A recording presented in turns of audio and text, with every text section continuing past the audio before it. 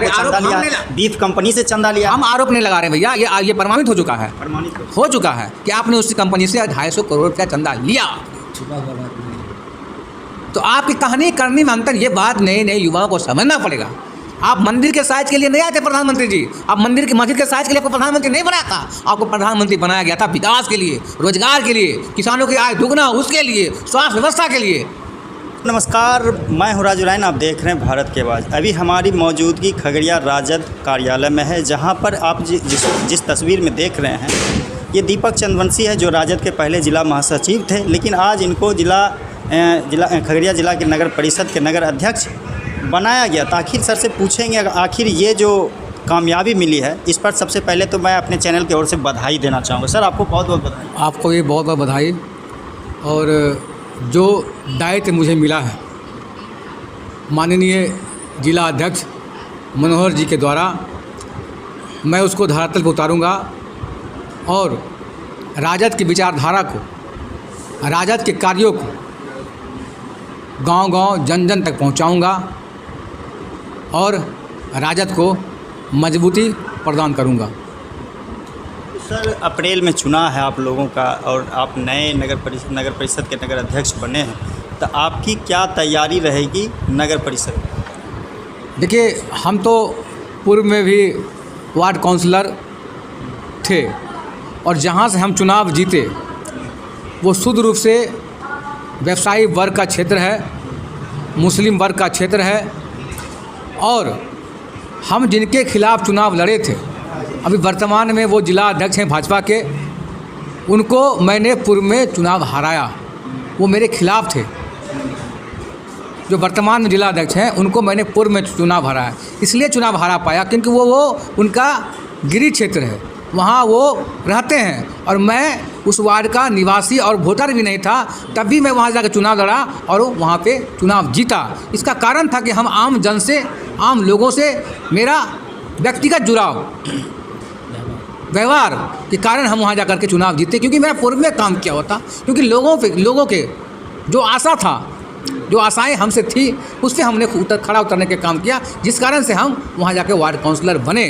और आज भी हमारा युवाओं में काफ़ी पकड़ है और युवाओं के लिए हम काम करते हैं। जब भी किसी की समस्या आती है और हमको याद करते हैं तो हम खड़ा उतरते हैं। इस कारण से भी मुझे लगता है कि काफ़ी हमारे द्वारा काफ़ी मजबूती मिलेगी। और जहाँ तक बात रहा लोकसभा चुनाव में, तो हम जन जन तक जाएंगे और अपनी बात को भी रखेंगे और जहाँ तक भारतीय जनता पार्टी की नाकामियाँ हैं उनको जन जन तक बताने का काम करेंगे। क्योंकि आज़ाद भारत में ऐसा झूठा प्रधानमंत्री मैंने नहीं देखा।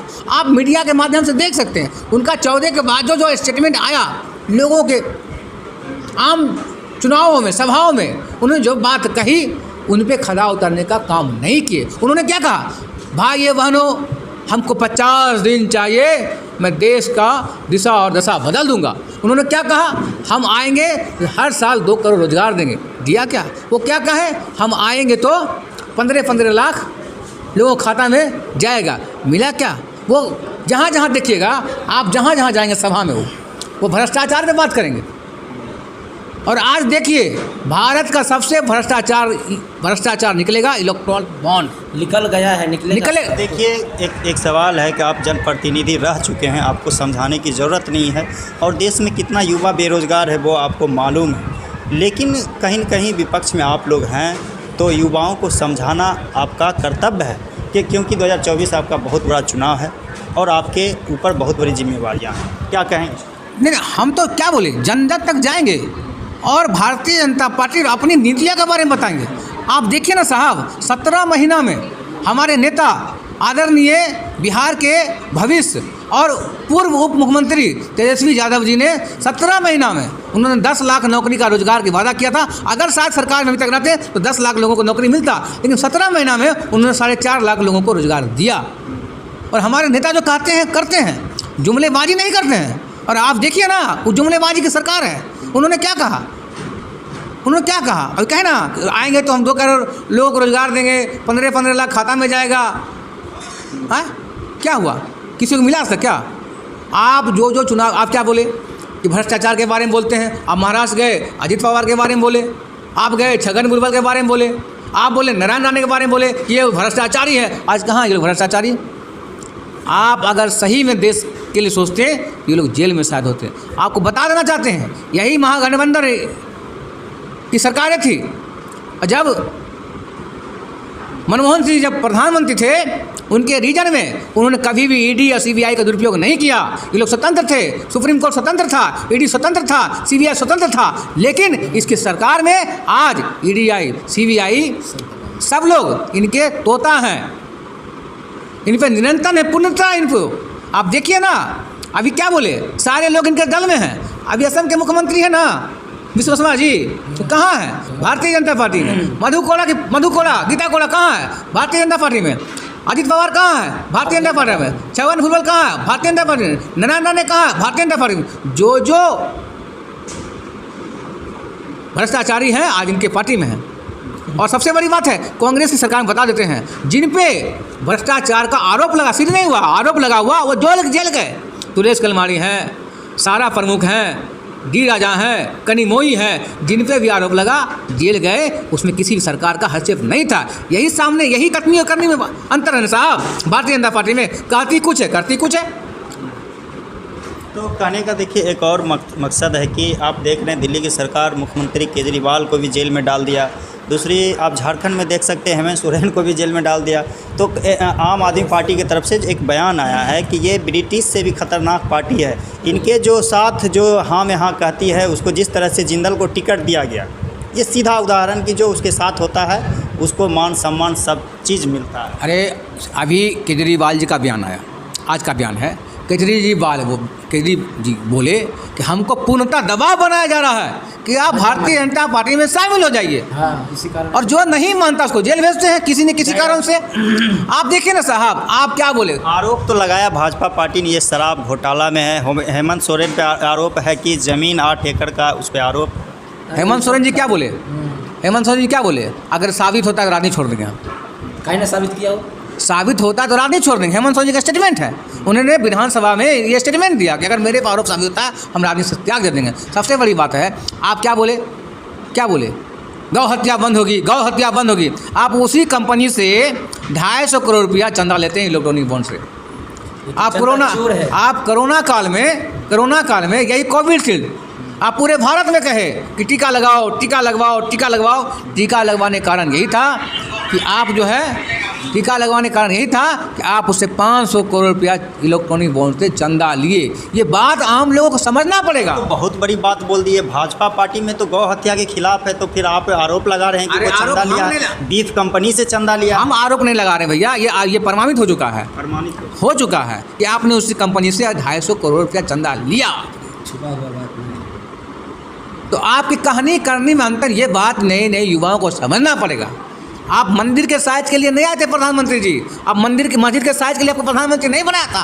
आपको प्रधानमंत्री बनाया गया था विकास के लिए, रोजगार के लिए, किसानों की आय दुगना उसके लिए, स्वास्थ्य व्यवस्था के लिए। लेकिन आप इस पर कहीं नहीं देश को गुमराह कर दिए। आप बताइए ना, आप कहते हैं वीडियो में विदेश में डंका बज रहा है। डंका कैसे बज रहा है साहब? अरे आप जो दिखाते हैं मीडिया के माध्यम से वही देखते हैं, हम थोड़े विदेश गए थे देखने के लिए कि डंका बज रहा है। हाँ? सबसे बड़ी बात, ये आदमी देखना चाहता है कि देश की जनता कितना मूर्ख है और कितना व्यक्ति पागलपन है। आपने क्या किया कोरोना काल में? पूरे देश से थाली बजवा दिया, पिटवा दिया, दिया जलवा दिया। इससे कोरोना भाग गया क्या? इससे कोरोना भाग गया? पैदल चलते थाली तो बजवा तो उनको सम्मान के लिए, मोदी जी के सम्मान में बजा। किसके सम्मान में? मोदी जी के सम्मान। कौन सा सम्मान? कौन सा सम्मान? वो आदेश दिए कि थाली बजा कोरोना भाग जाए। वो नहीं, कोरोना अच्छा थाली बजवाने से कोरोना भाग गया जी? वैक्सीन क्या लगवाया? थाली बजवाने से कोरोना भाग गया। देखिए एक बात बता देते हैं, हम भी हिंदू धर्म में हैं, हम भी कृष्ण राम को मानने वाले हैं, हनुमान को मानने वाले हैं, हर देवी देवता को मानने वाले हैं। लेकिन आस्था के नाम पे खिलवाड़, धर्म के नाम पे खिलवाड़, ये ठीक बात नहीं है। अगर देखिए हम जो बोलने जा रहे हैं ये किसी को हर्ट नहीं करना चाहिए। अगर देखिए बहुत बड़ी बात बोलने जा रहे हैं, अगर मूर्ति में पुराण थी और मस्जिदों में जो आस्था है लोगों में, तो कोरोना में क्यों बंद करवा दिए? देश का जवाब जनता दे और प्रधानमंत्री जवाब दे इस बात को।